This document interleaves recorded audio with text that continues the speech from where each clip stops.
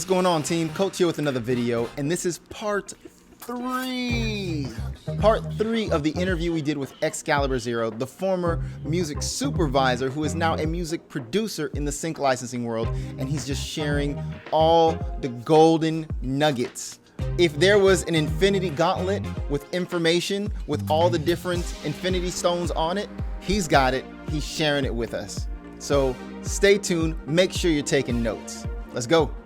I meet a lot of producers who are like, oh, I could produce anything. I produce all kinds of genres.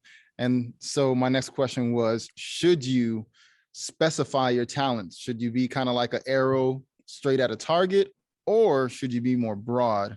And that's definitely, I mean, myself, I feel like I produce in a wide range. And that was always something that I struggle with myself. So that's a great question. I actually had a conversation about this new library that's starting up the other day about this, but I think that you're actually a perfect example for this because you do have a wide range and you're very versatile. You have you can make funk and you can make like the high school marching band sound or any sound that you really want, good at it and have a strong like sound for it. So I think that if you're working with a newer library that doesn't have too much music in their catalog, you're the perfect candidate for that. I think that if you're starting out, really building your own sound is better and kind of honing in on one sound, but don't be afraid to be versatile. I've definitely, when I was working at the music library, like when I was learning, I was definitely making all types of sounds. Like I was making pop, R&B, hip hop, anything they really needed, like really emotional guitar stuff, like anything they needed.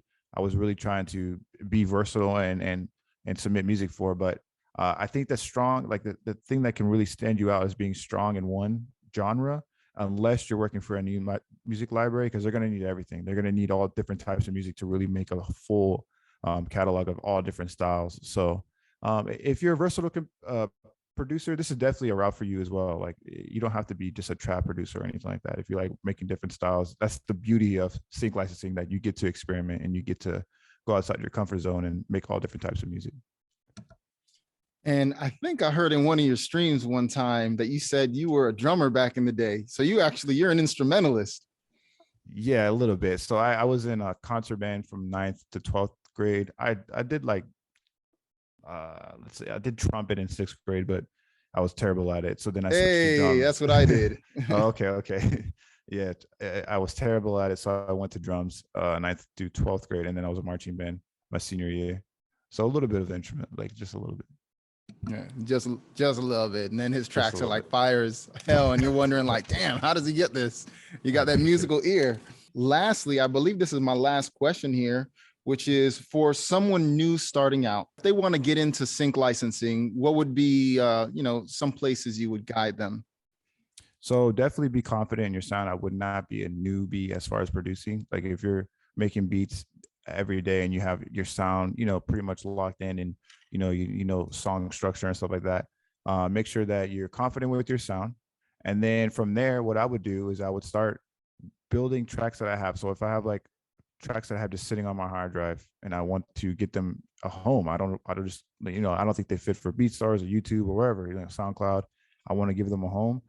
I would start collecting, like making a small catalog, finding these different music libraries. You can go on LinkedIn, you can go on IMDb, you can go on these different websites and search for them. The Discord community that he mentioned as well, we have like a large list that you can go through, and somebody just added today like a even larger list of different libraries that you can submit to. So I would start looking at these different libraries and try to submit to like 1 or 2 a week, or maybe 2 to 3, or however much you have time for, and make sure that you're, building a relationship with them, keeping your like formal introduction email short and sweet.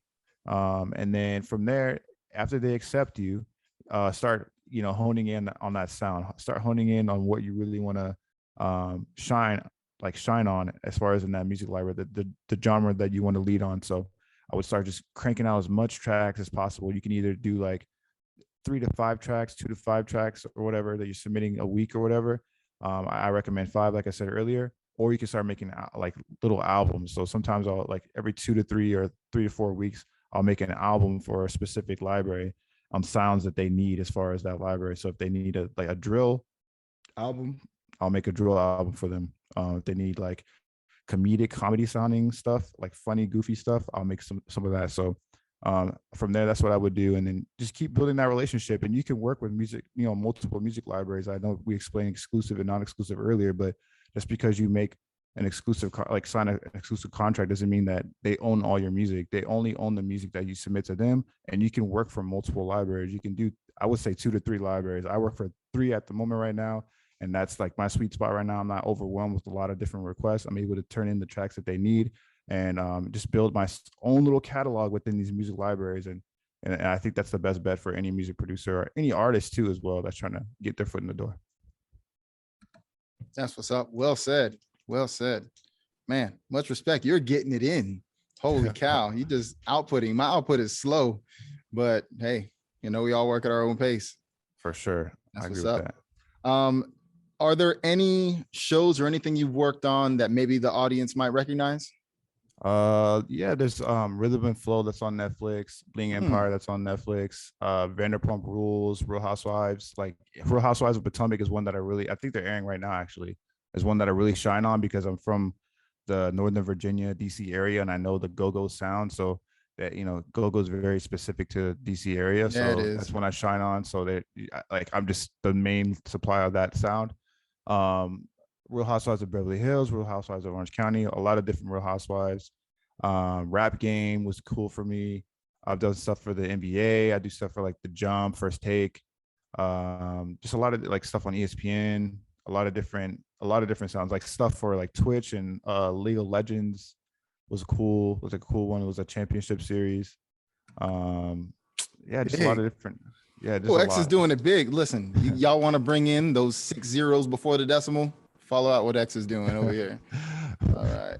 And so, you got some time here.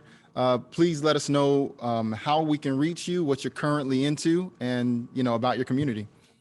For sure. So you can reach me on YouTube, Instagram. It's just Excalibur0. I also have my own website, which goes over the course that he talks about as well, Excalibur0.com.